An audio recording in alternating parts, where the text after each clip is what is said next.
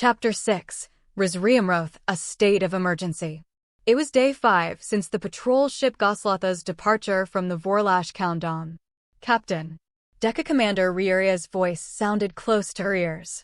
The patrol ship Goslatha's captain, Hecto Commander Lekshawef Lobert Plakia, soon opened her eyes and looked up at her bedside occupant.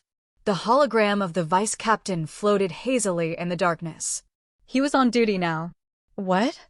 Please come to the bridge right now. He wore an incongruously grave expression on his miniature face, about a tenth the size of the genuine article. Unidentified space-time bubbles have been spotted. I'll be there in no time. Hecto Commander Lekshu waved a hand to break the telephonic connection and sprung to her feet. Swiftly and skillfully, she threw on her pure black military uniform, fixed her sleep-tousled dark bluish-gray hair with a comb, and equipped her one-wing circlet. Then she took her decorative sash belt and command staff in hand and beat a quick path toward the bridge. Within the elevator tube leading to the bridge, she briskly wrapped the belt around her waist and sheathed her command staff in it. By the time she arrived at the bridge, she was all clad in a captain's formal garb. Leksha rushed onto the bridge and shouted, "Rieria, your report. Orientation, 78 degrees ahead. Distance, 1,539.17 Ketelher. Direction, 18 degrees ahead. They're heading for the Lebuhunu Svagnome, Marquisate of Svagnov." After Deca Commander Rieria finished informing her, he offered the captain's seat in which he'd been sitting, as he'd been on duty in her stead. But she didn't take it. "Svagov is our next scheduled port of call." "That is correct," Rieria nodded. "I'm certain we'll reach it before they do, of course." "How many did you spot?" "We've confirmed the presence of 120 space-time bubbles. Their total mass is about 90 Zasabo. If it's a fleet, that's equivalent to 4 Yodbir subfleets." Leksha gazed at the Yafad map of flat space projected on the floor. At its center, there was a blue blip indicating the patrol ship's location. A number of gates coiled like dark spirals.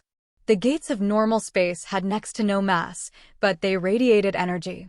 As such, they were always repelling against solar winds. Consequently, it was common practice to place them on the outskirts of star systems.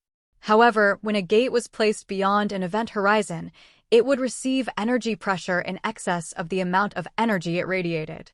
In such cases, unlike the majority of gates, energy would get funneled from normal space to flat space. This phenomenon was referred to as the Kigov volcano. The energy erupting from the Kigov then became Spuflosseth, space-time particles, compressed fourth-dimensional space-time with about 4 times the mass of electrons. The Spuflosseth flowed from areas of greater particle density to less dense areas and popped back into normal space upon encountering another gate. Thusly did the energy that humanity once used for interstellar travel originate. Space-time bubbles interacted with Spuflosseth space-time particles by absorbing them and radiating them back out, with the amount emitted greater than the amount taken in. That gap had to be compensated for by the energy poured into the space-time bubble engine. That was the toll they had to pay to flat space. In addition to space-time particles, space-time bubbles also emitted sesras, mass waves. Just like the electromagnetic waves in normal space, these mass waves theoretically permeated all of space, penetrating space-time bubbles as well. Therefore, the presence of space-time bubbles could be detected even from extreme distances. Around 60 degrees to the right of their current direction, an assemblage of mass waves appeared and disappeared across 3 gates, not even mass. Waves could penetrate the gates. Something out of the ordinary was upon them. The captain had no need to contemplate their situation to be sure of that. If it had been an allied force moving a fleet that size, she would have been informed beforehand. If they had been thrust into flight just like that, it could only mean there was some emergency to deal with. If they weren't their allies, then the ramifications went without saying. She wanted to ask the mysterious group of space-time bubbles about their situation, but the physical laws of flat space unfortunately forbade it. Mass waves couldn't be used for transmissions. The wavelength and frequency of mass waves were both set in stone by the physics of flat space. If the mass of the space-time bubble could be changed, Mass waves could be viable as a means of communication, but gravity control technology didn't alter an object's mass, and so it was of no help in this case. The only effective method of establishing communications between space-time bubbles involved propelling space-time particles. This Drachflotadar, interbubble communication, however, was almost unbearably slow and useless unless the bubbles were very close. "Do we know which gate they came through?" asked Lexu. "I'm having rearguard star pilot Rishekrua do the calculations," answered Rieria. At last, Rishekrua, the fairly green young star pilot and real Biga, navigator, made his report. "I've narrowed it down to 47 gates, but that's all I can do." "Are there any of those 47 currently being used?" said Lexu. He looked up at Captain Lexu and shook his head. "No, they're all closed gates no one's using at all." "What about gates that have inhabited planets within a light year of them?" Rishekrua ran a search of old documents pertaining to Bio-Rogerer exploration fleets, using his thought crystals. "There are none." "How about within 5 light years?" Lexu expanded the scope. "There is one. Just one." Rishekrua's cheeks flushed red with excitement. "Where?" "It's the planet Bakuten 4 of the Bakuten star system, 4.1 light-years away from Sod Kutosokumbina Cake, Gate 193 of Kaish. It belongs to the United Humankind." Rieria came by her side and whispered, "I think we've crossed paths with a business rival of ours." In the past, the Ov sailed their secret, giant ship, the Avriel, named, of course, after the surname of the imperial household, through 8 different closed gates, wandering the universe as armed merchants. Though technically merchants, relying on imports for food and quotidian items was not very wise when they didn't know when they would encounter any trade partners. After all, everything needed for everyday life was produced within the ship itself. The one thing they considered of equal value, the main product they paid for, was information.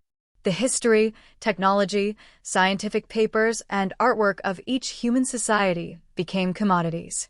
These human societies, separated as they were by dozens and sometimes even hundreds of light years of nothingness, craved information regarding their far-flung brethren, and the city ship Avriel would provide that service as the only line they had, however fraught with uncertainty. The Ov might not have put much stock in the idea of mutual support, for trade with them was decidedly one-sided. They showed what they could supply buyers with and gave it a price. Despite being merchants, they took a dislike to hair-splitting bargaining, quickly leaving star systems whenever negotiations broke down. And whenever they felt they had been taken for a ride, they would also leave, but only after exacting what, in their eyes, was a fitting revenge. Often enough, they would come to realize that it had been an unfortunate misunderstanding, but by that time they were already hundreds of years away from the ones they ought to have apologized to. Though the Ov did hold justice and fairness in esteem, they didn't respect those lofty ideals quite enough to go out of their way to retrace their steps to express their regret. Among the terrestrial worlds, the Ov earned themselves a reputation for haughtiness and recklessness. It was after the founding of their empire that the Ov expanded, but that prior, mercantile era saw the birth of their initial incarnation out of some unknown star system. Finally, the Ov, who had gathered up the essential kernels of all human science, established the Clofairfodthot theory of flat space navigation. They chose a star system in which to settle so they could conduct experiments to open the gates. When they succeeded after 50 years of experimentation, they decided to monopolize the technology. Up to that point in time, every human world was separated from each other by vast stretches, so interstellar war simply could not occur.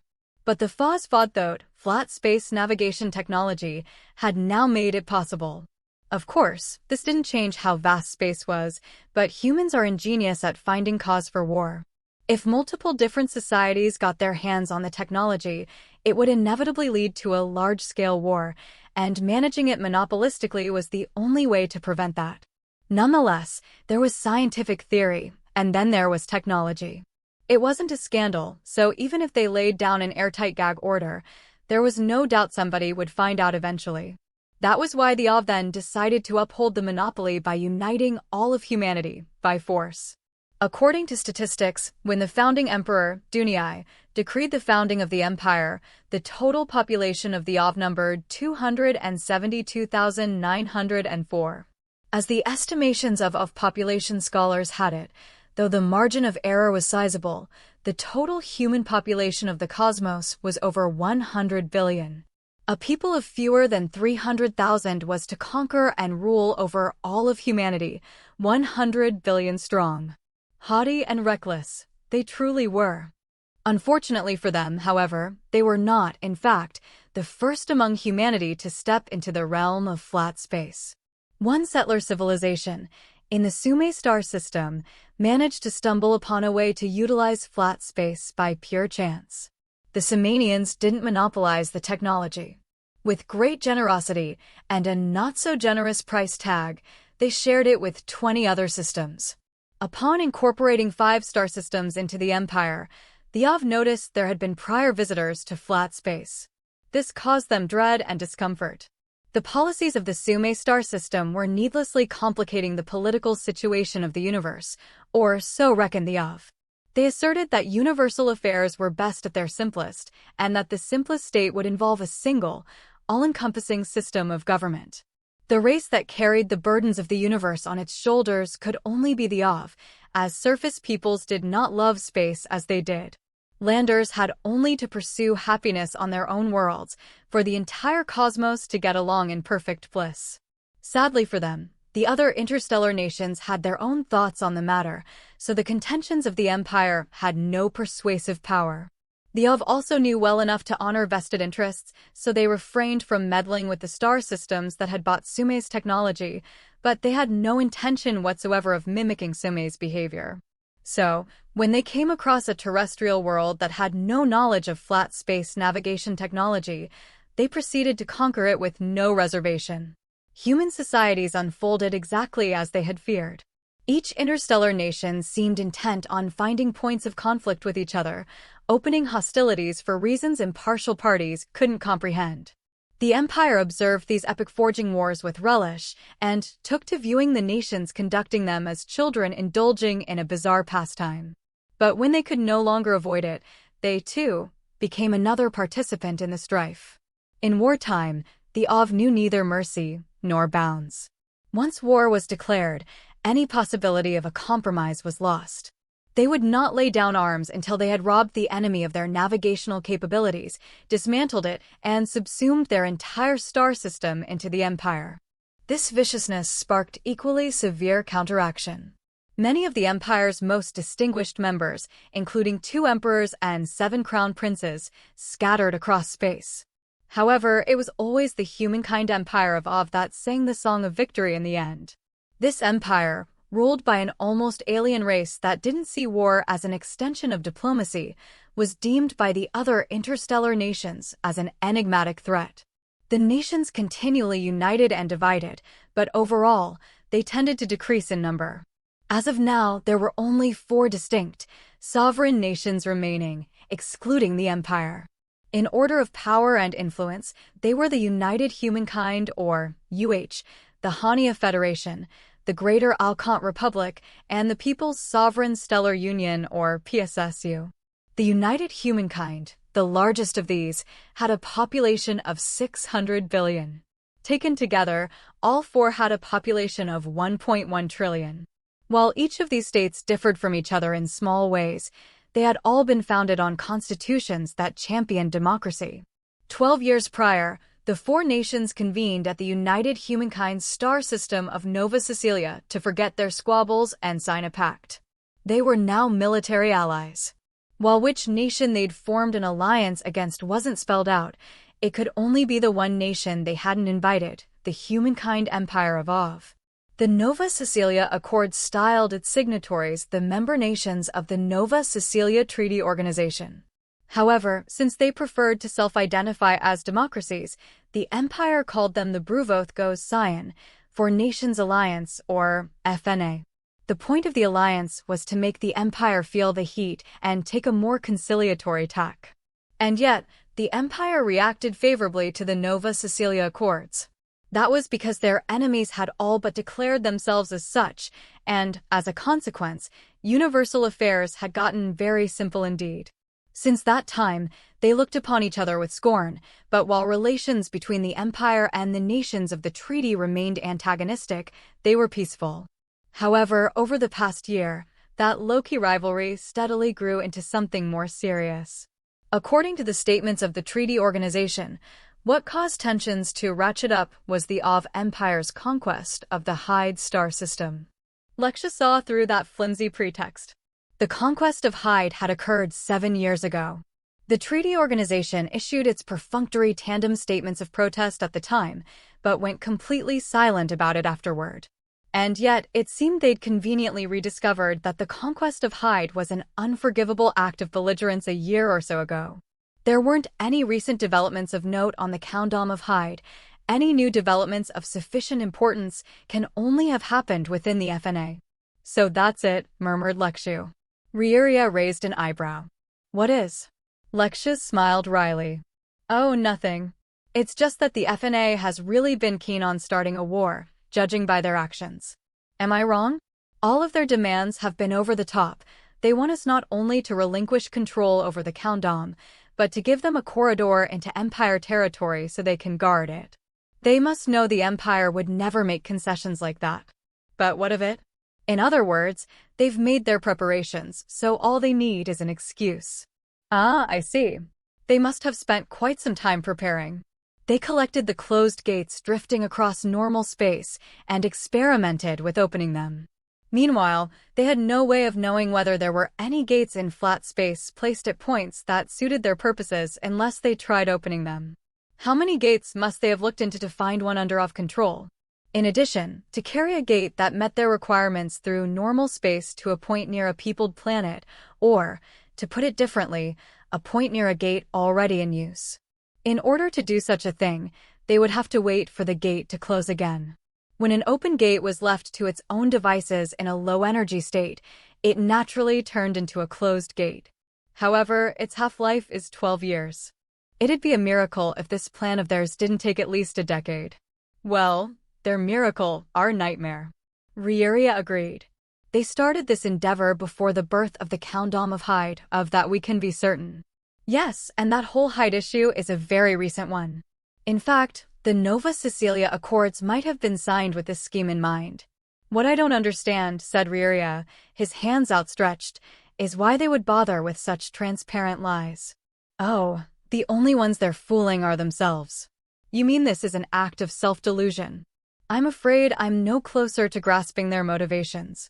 I'm not exactly an expert on their inner psyches, either. I just figure they'd like to believe that justice is on their side. What an honor, to them. We must be the embodiments of evil. Rieria's mustache curled as he sneered. Now Lexia raised an eyebrow. What, Rieria, you didn't know? We're born aggressors and mass murderers. You need to sit down and read a textbook one of these days. You'll learn all about how every calamity was perpetrated by the Av. At that moment, she was interrupted by Adrokia, communications officer, assigned to the investigation mission who had something to report. There's been a shift in the fleet of enemy space-time bubbles. The young Liewing star pilot had prematurely identified the space bubbles as enemies, yet no one intended to correct him. Lexia's eyes fixed on the unidentified space-time bubbles. Each individual bubble split into 10. They've changed course and are heading toward us. Judging by their total mass, I think it's actually a single bubble, belonging to a Gare, assault ship, class vessel. The velocity of space-time bubbles was solely based on mass. There was no avenue of technological improvement on that front. It's simply how physics works. As one might imagine, the lighter the mass, the faster it went. Because typical fleets were accompanied by massive vessels like battle line warships and transport freighters, they were even slower than patrol ships. But it was a different story for fleets composed only of smaller vessels like assault ships. It was now clear, the objective of the group of space-time bubbles that had split into 10 was the capture of the Gosloth. When will our guests enter the range of the Hoxath mines? The communications officer soon worked it out. Around 21:15 ship's time. They had about 4 hours. Vice Captain, said the captain. Her voice turned far firmer than before. Initiate Yogdosvath Stage 2 War Preparations. I plan to shift to Yogdosvath Kosna, Stage 1 at 2030 ship's time. Senior Gunner, give me your tactical analysis. We need to know what our chances of victory are. Even as Lexia handed down her orders, concern for the non-personnel on board, the young noble of Hyde and the princess, flashed through her mind. Jinto was grappling with the Reware Nasset Kenroer Sizoyer, Quartermaster's Academy school rules. If what the recruiting office had told him regarding star pilots was to be believed, all students were expected to drill these rules into their brains before their first day. But it was impossible. Jinto cursed using the dirtiest word in all of Delctinian. When he'd been handed the Jesh memory crystal at the office, he'd had no inkling of just how much text it had been hiding. It had obviously never occurred to whoever compiled this list of rules that deleting outdated ones was a possibility. Instead, they resorted to smoothing it all over by introducing even more supplementary rules. The imperial calendar date of each amendment was listed alongside all the dozens of screens worth of rules. And my first day at the academy starts at the beginning of next month. Some responsibility lay squarely on his shoulders, as he didn't even take a peek at its contents before boarding, but he felt it a curse nonetheless. Jinto set about committing the lunch etiquette section to memory. First, he looked at the end of the passage to see whether it hadn't been altogether repealed, and then he began to memorize all 122 articles. He skimmed over the obvious and pored over the items he deemed different enough from his own everyday intuitions. Just as Jinto was getting absorbed in the task, the Dunit alarm klaxon screeched. Distracted from his CompuWatch's screen, Jinto lifted his head. What could this alarm be about? Thinking maybe the list of rules had the answer, he flipped to the table of contents screen. But there had been no need. The onboard announcement soon said it all. Attention. This is your captain speaking. All hands, continue working but listen well. At a distance of around 1,540 Sedler 78 degrees ahead of the ship, an unidentified group of space-time bubbles has been spotted in transit. We think that its destination is the same as ours, the Marquisate of Svagov. The captain let that sink in for everybody listening. Now listen up, boys and girls. At this rate, we know we'll reach Svagov quicker than they will. The thing is, they don't seem to like that very much. So they sent 10 assault ship bubbles our way. We don't know what hole they crawled out of, but we're fairly sure they're a UH fleet. It looks like we've got a fight on our hands, everyone. Is this some kind of training? Thought Jinto. No, that was tough to believe.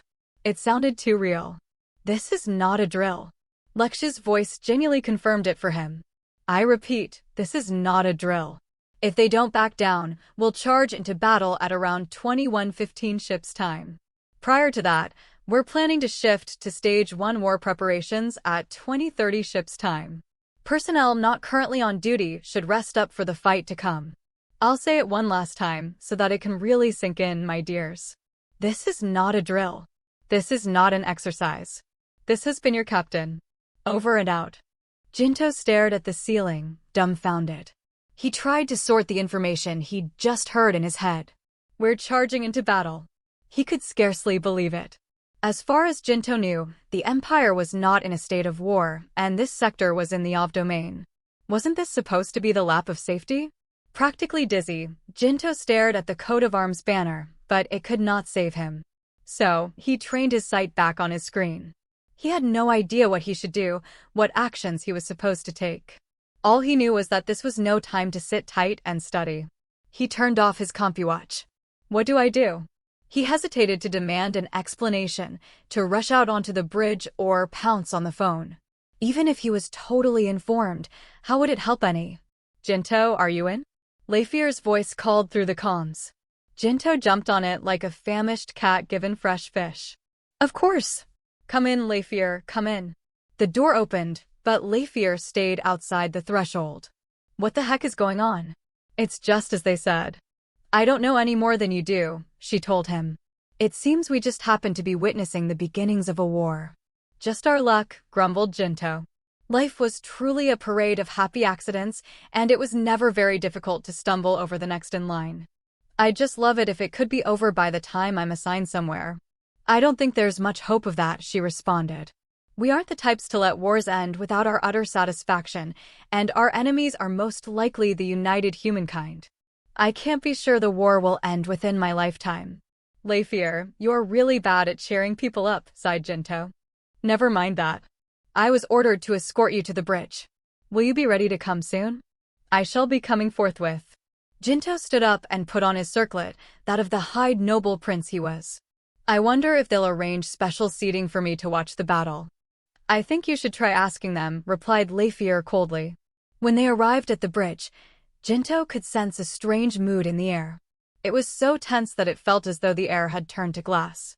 I'm sorry to have troubled you to come here, Lanyu, said Lekshu.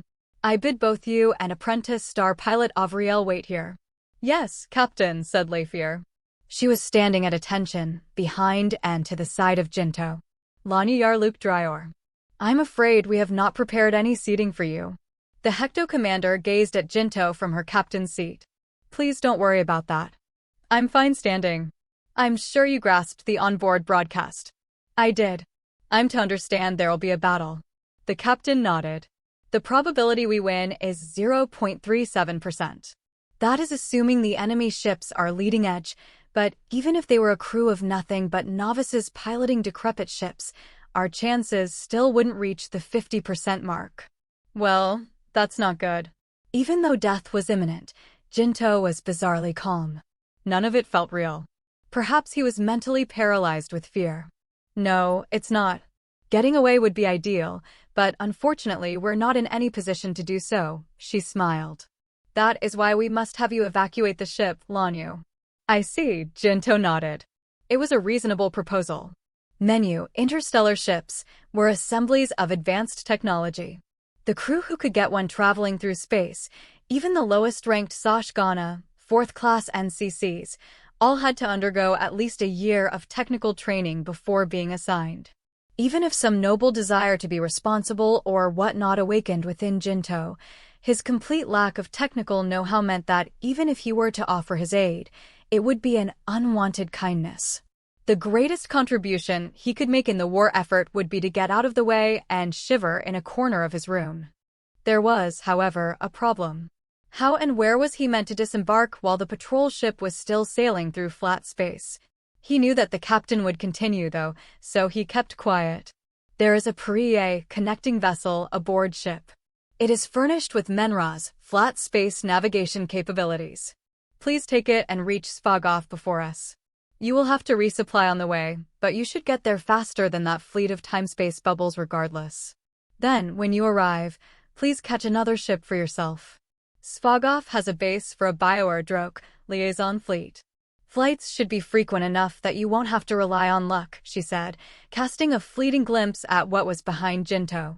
I'm sure apprentice star pilot Avriel will be willing to accompany you to the Marquisate of Svagov.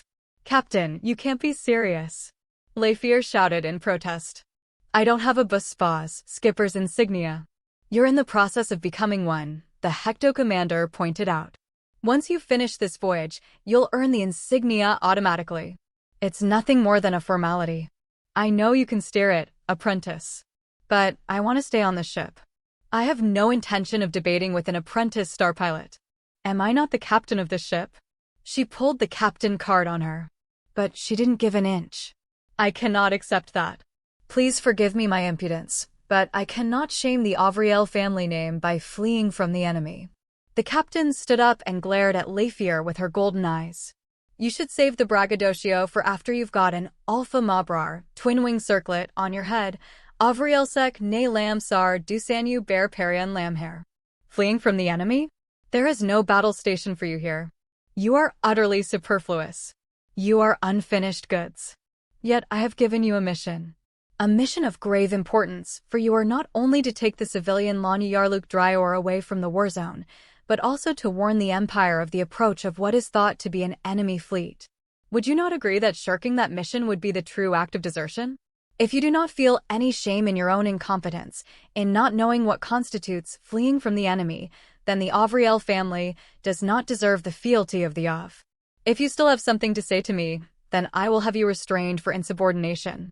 You may talk back to me when you can do so with impartiality at a Luze-Fanigalok meeting as an abdicant empress worthy of the name. Jinto, who was still between the two, could only stand there, shaken. He'd suddenly fallen from the main character of his story to a mere onlooker, spying goings-on from the sidelines. Leifier turned pale, biting her lower lip. But, being Leifier, she didn't hang her head in shame or break eye contact with the captain. "I was mistaken, Captain," said the princess. "I'm glad you understand," nodded Lekshu. "Now prepare the connecting vessel for takeoff. I have more to say to Lanyarluk Dryor." "Roger." Leifier saluted her. "I will prepare the Perrier at once. Once you're finished, simply send me your report.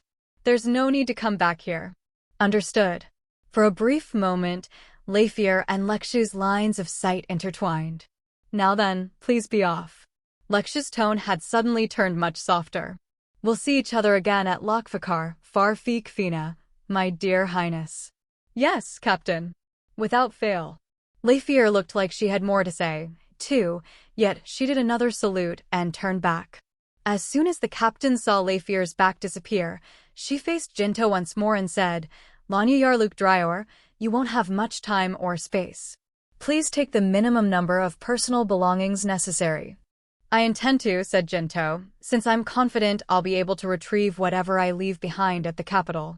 I apologize that we couldn't see through our duty to send you off at the capital. Don't worry, from living in Vorlash, I'm used to transportation disruptions. Hearing you say that eases my stress. Incidentally." "What is it?" "There's something else we'd like you to carry in addition to your personal effects." "And that would be?" Lekshu faced the space behind her captain's seat. "Arms storage open." Hecto Commander Lekshuef Lobert Plakia. The wall opened up. Within lay a veritable arsenal of individual-use weapons. Star pilots of the Star Forces had long abandoned the practice of carrying weapons with them aboard ship. All that remained of that custom was the now decorative sash belts that they wore. However, those personal arms were stored on board in case scenarios such as a hostile working environment or a crew mutiny were to transpire, although it should be mentioned, for the sake of the Star Force's honor, that such a thing had not happened in the past 200 years. Leksha chose 2 Klanyu, phasers, and gave them to Jinto alongside Yapper, gun magazines, and a belt. "One for you, Lanyu, and one I must ask you hand to apprentice star pilot Avriel. She should already know how to use them." "Why are weapons necessary?" Jinto had misgivings, but he took the guns. "Think of them as a precaution." She glanced at the map of flat space on the floor. "My guess is that they're just the advance units of an enemy invasion fleet.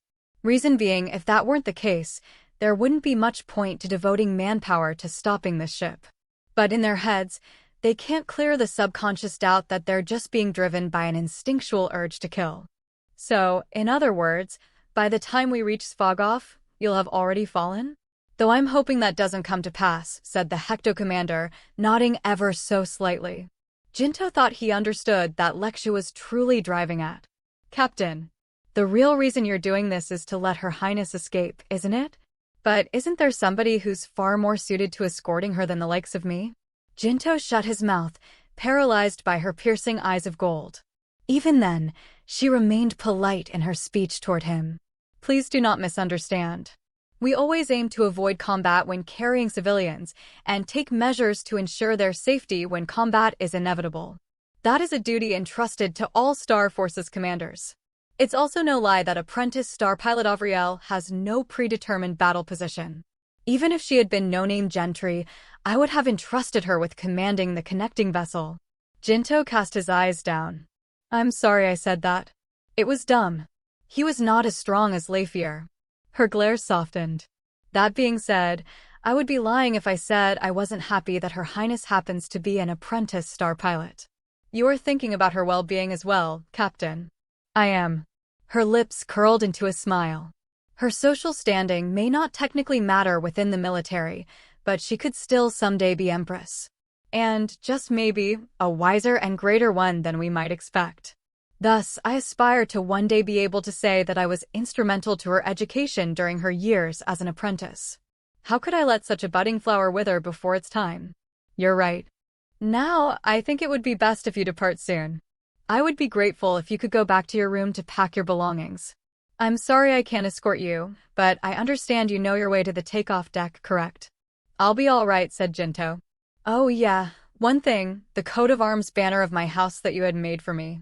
I'm going to leave it there, in anticipation of the day I can receive it again in commemoration of joining the ship.